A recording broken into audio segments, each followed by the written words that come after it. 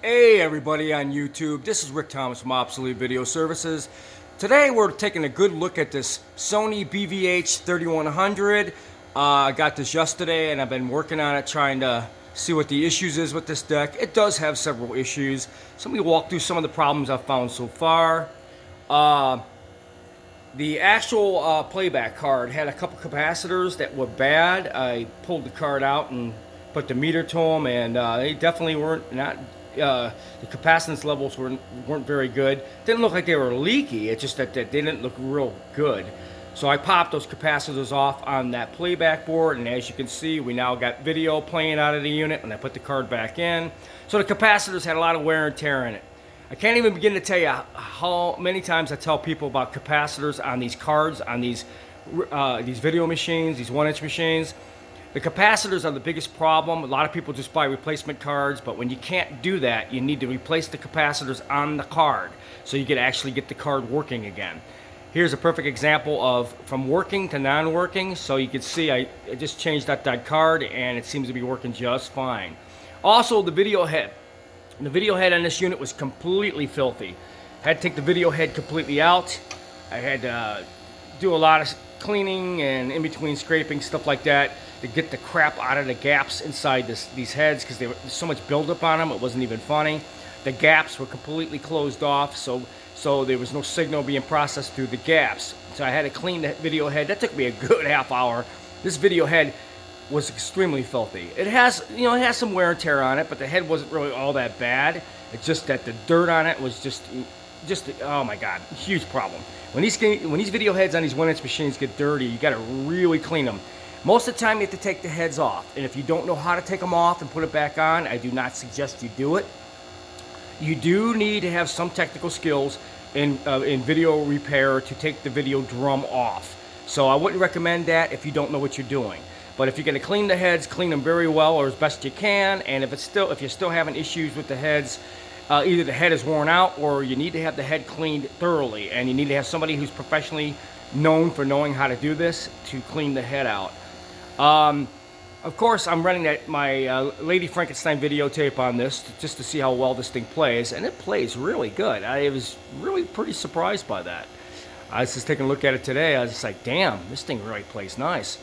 So the playback is fantastic, and then with time-based correction, it'd probably be even better.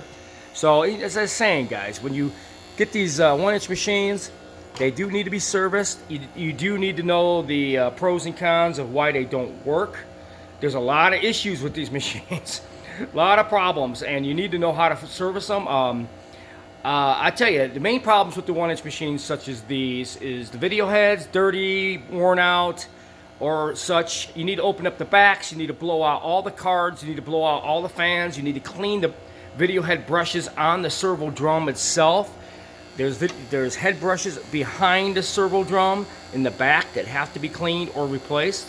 Those get very, very dirty or scratchy, and then you get no video coming off of the actual heads.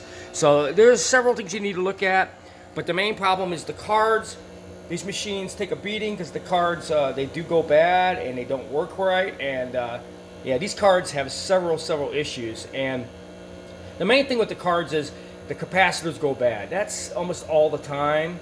And like I said, you can't find replacement cards, so you need to change out the capacitors. That's a must. So kind of keep that in mind. If you know how to do any electronic restoration, you need to replace the capacitors on the cards. They are, like I said, because of age, they're dried out, they're not producing signal properly, and the circuit on the cards can't complete, and then you can't get a video picture out of it, and then you're in some serious trouble. So replace the cards on these units, take the video heads, clean the video heads, clean the brushes, clean everything out, blow it out. You need to really check the cards thoroughly, change the capacitors out, because 9 times out of 10 they're going to be bad, and you're going to get very bad video signal, and you're going to get your playback is going to look like crap, and it ain't going to be very good. Then pretty much you'll get it up and running. If you're having a servo problem, that's going to be a whole nother area. If your servo cards are messed up, there's things you need to look for to make sure if the cards are completely bad. Because if the ICs are bad on those cards and you're not getting any good servo, then you're going to need to find a parts machine for cards You just got to know the pros and cons. Is it a capacitor or is the card completely bad? What do I do? You got to know how to identify that stuff. And once you identify if the card is simple and you can actually fix it, you can fix it. But if you can't, you do need another Bvh-3100 to change out the card, and then if you know what you're doing with the capacitors, you'll get the video right back up. So I hope you guys enjoyed this video. I'd like to thank Arthur from Kentucky. Thank you for this 1-inch machine. We're going through it today, and you know, this is actually getting this machine back up and running. Hope you enjoyed this video.